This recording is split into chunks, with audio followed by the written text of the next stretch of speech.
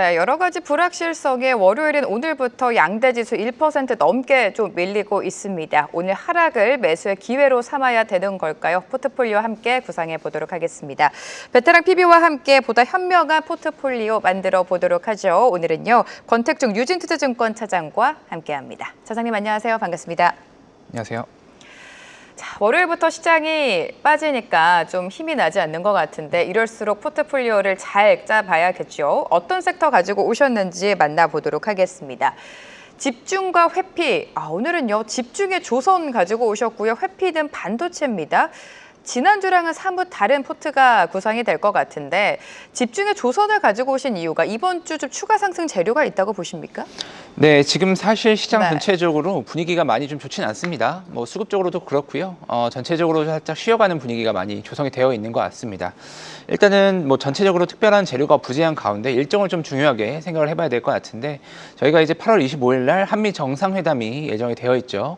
그렇다고 하면은 해당 일정을 앞두고 어떠한 것들이 우리나라에서 또 중요하게 언급이 되고 좀 거론이 될지 이것들 관련된 섹터들에 집중을 해야 된다라고 봐야 될 것 같습니다.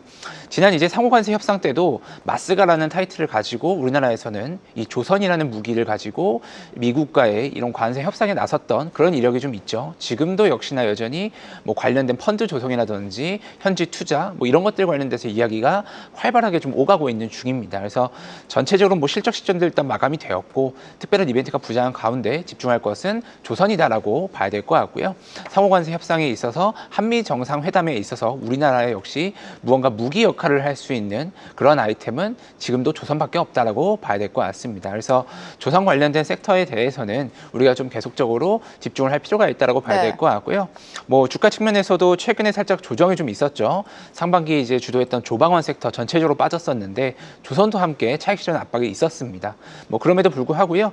그렇게 뭐 큰 폭의 조정, 추가적인 조정은 나오지 않는 것을 보아서 지금 조선 sek터 관심 가져도 좋을 것 같습니다.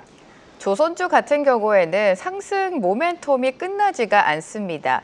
단기적으로 조정이 있습니다만 중장기적으로 봤을 때는 여전히 상승 여력이 충분한 섹터다. 집중 섹터로 조선 가지고 오셨고요. 반대로 회피에는 반도체를 가지고 오셨는데 주말 사이에 또 트럼프 대통령의 변덕스러운 발언이 있었죠. 반도체에 300%까지 부과를 하겠다라는 발언이 나오면서 당연히 반도체를 바라보는 투심이 위축될 수밖에 없습니다. 그러한 관점으로 오늘 회피 섹터에 넣어 오신 것 같아요. 네, 맞습니다. 지금 결국에 시장을 좌우하는 것은 트럼프의 입이 결국에 많이 작용을 하고 있습니다. 뭐 지금 시장뿐만 아니고요. 연초에서부터 그러한 장세가 계속 유지가 되고 있다라고 봐야 될 것 같고요. 사실 뭐 반도체 섹터의 실적 모멘텀이라던가 AI 관련된 인프라 투자 이런 것들에 대해서는 여전히 긍정적으로 보고 있었습니다만 관세라는 또 하나의 파도가 지금 눈앞에 계속 넘실거리고 있는 상황이기 때문에 이런 것들의 불확실성이 완전히 해소되기 전까지는 주가 역시 정확한 방향성을 가지고 움직이기는 어렵다라고 판단하시는 게 좋을 것 같고요. 그러한 의미에서 반도체 섹터를 일단 잠깐 피해가자. 그래서 피해 섹터로 일단은 정하게 정해보게 되었습니다. 그래서 지금 뭐 삼성전자라든지 이런 기업들이 기존의 하이닉스와의 구도에서 조금 더 강하게 모멘텀을 보여주고 있는 건 맞습니다만 말씀드렸던 것처럼 관세에 관련된 리스크가 완전히 해소되기 전까지는 일단은 피해가는 게 좋겠다라고 봐야 될 것 같고요. 뭐 트럼프에 따르면은 뭐 이번 주 좀 늦으면 다음 주 정도까지 이것 관련돼서 결정이 좀 나올 것 같은데 어떻게 우리나라 일정 기준으로 봤을 때에는 한미 정상회담을 또 앞두고 있는 이런 시점이 겹쳐 있는 것 같습니다. 그래서 우리나라가 무언가 좀 더 미국에 뭔가 제공해 줄 것을 제공해 주어야 관세 관련해서도 조금 유리하게 작동할 수 있지 않을까 이렇게 생각을 해봐야 될 것 같고요. 어쨌든 트럼프의 전략이 관세 전쟁을 함으로써 이러한 피해를 기업에게 전가하는 형태의 그런 움직임을 많이 보여주고 있기 때문에 이것이 뭐 자국 기업이라도 해도 마찬가지죠. 그래서 마진 압박까지 함께 좀 움직일 수 있는 부분이라서 이 부분은 좀 면밀하게 살펴봐야 될 것 같습니다. 사실 반도체 하면은 국내 기업뿐만이 아니라 자국 미국 기업 역시 타격을 받을 수 있습니다. 그렇기 때문에 관세라는 불확실성이 어느 정도 거칠 때까지는 반도체는 좀 관망하면서 지켜보자라는 시각이신 것 같습니다. 지난주 포트폴리오 한번 리뷰해 보도록 하죠. 일단은 반도체 비중을 가지고 오셨는데 반도체는 제외가 될 것 같고요. 방산, 2차 전지, 인터넷이었습니다. 그 안에서도 카카오를 좀 보자, 네카오를 보자라고 말씀해 주셨는데 그 전략 유효합니까? 네, 여전히 좀 유효하다고 생각을 하고 있고요. 일단은 뭐 카카오가 특히 이제 네카오 중에서는 카카오 중심으로 많이 강세가 좀 나왔었습니다. 네, 보면은 일단 뭐 네이버 같은 경우는 어떻게 보면은 사실 시장에서 살짝 의아한 부분도 있긴 합니다. 이제 너무 보통은 이제 패시브 자금이라든지 이런 움직임 자체는 카카오랑 네이버를 이제 투톱으로 해서 움직이는 경향이 좀 있었는데 지금은 온전한 수급 전체적으로 카카오에 많이 쏠려 있습니다. 그래서 여전히 네이버 같은 경우는 시장에서 살짝 소외가 되어 있는 그런 움직임이 있고요. 그래서 둘 중에서 무엇을 집중을 해야 되냐, 여전히 수급이 빠지지 않은 카카오가 조금 더 우위에 있다고 보긴 해야 될 것 같고요. 카카오를 중심으로 한 인터넷 업종에 대해서는 역시나 이제 9월 금리 인하 앞두고 이런 기대감이 유효하다라고 봐야 될 것 같습니다.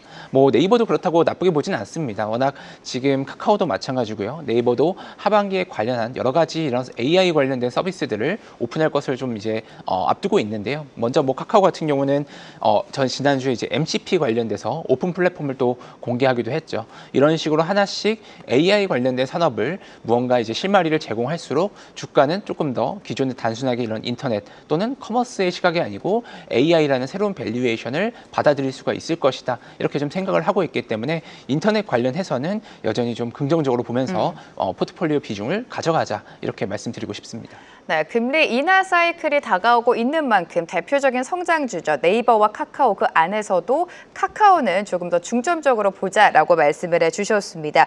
이번 주 포트 조금 더 면밀하게 살펴보도록 하죠. 앞서서 살짝 짚어주셨지만 반도체 자리에 지금 조선이 들어간 것 같습니다. 비중을 살펴보시면요. 조선이 25% 가지고 오셨고요. 방산도 25%, 2차 전지, 인터넷.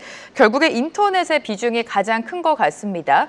조선과 방산, 그동안 시장을 주도했던 역시나 조방원 중에 조방을 많이 가져가고 계신데 이유 하나씩 좀 들어보도록 하겠습니다. 조선주 안에서는 어떤 종목 지금 보십니까? 네, 뭐 일단은 뭐 기존에 이제 주도했던 종목들 외에 기자재 쪽도 많이 집중을 해보시면 좋을 것 같습니다. 일단은 뭐 엔진 쪽으로 먼저 키워드를 살펴보시면 좋을 것 같은데요. 뭐 실제로 이제 오늘 같은 경우는 뭐 STX 엔진이라는 종목이 또 두 자릿수 이상 강하게 또 시세를 내기도 했죠. 개인적으로 좀 집중해서 보고 있는 거는 HD 현대 마린 엔진 쪽을 보고 있긴 한데요.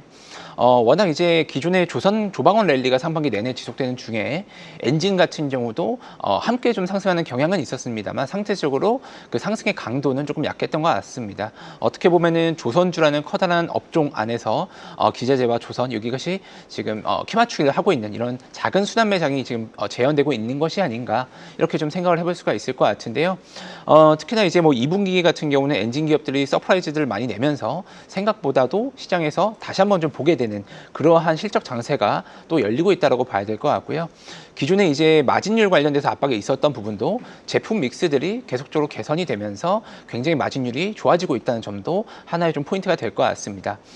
시장 전체적으로 사실 관세 관련돼서 우리나라 사업 자체가 대부분이 수출 관련된 비즈니스이기 때문에 자유로울 수가 없는 그런 산업 구조를 가지고 있는데요. 조선 같은 경우는 마스가에서도 언급이 많이 되는 것처럼 워낙 이제 중요한 미국에서 입장에서도 중요한 전략 물자 형태로 보고 있기 때문에 이러한 관세 관련된 불확실성이 확대되어 있는 지금의 장세에서도 이것을 어느 정도 좀 커버하면서 회피할 수 있지 않을까 이런 기대감을 가지고 조선주 지금 내려왔을 때 엔진 관련된 종목들 중심으로 한번 보시면 좋을 것 같습니다.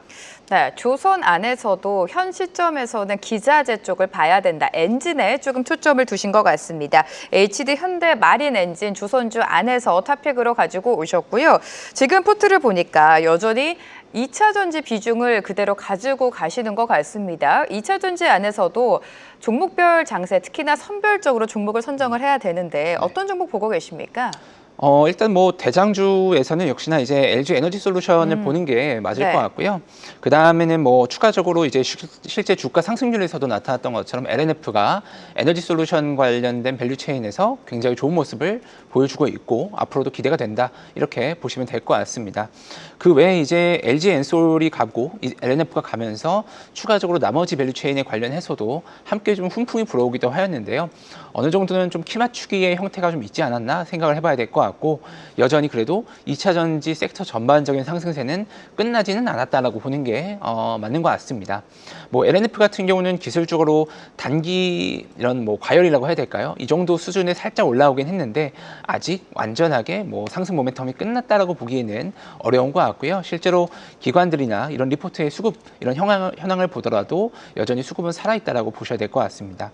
LG 에너지 솔루션 같은 경우는 이제 ESS 관련돼서 계속적으로 언급을 드리고 있는데 이쪽이 이제 물론 전기차 시장에 비할 파이는 아직 되지는 않습니다만 일단 마진율도 전기차 배터리보다는 살짝 좋기도 하고요. 그리고 이제 무언가 AI 발로 개화가 좀 더 되고 있는 그런 그 기대감 프리미엄을 반영할 수 있는 그런 구간이기 때문에 2차 전지 관련해서는 하반기에 그래도 좀 더 계속 지켜보자 이렇게 긍정적으로 보면서 가져가시면 될 것 같습니다.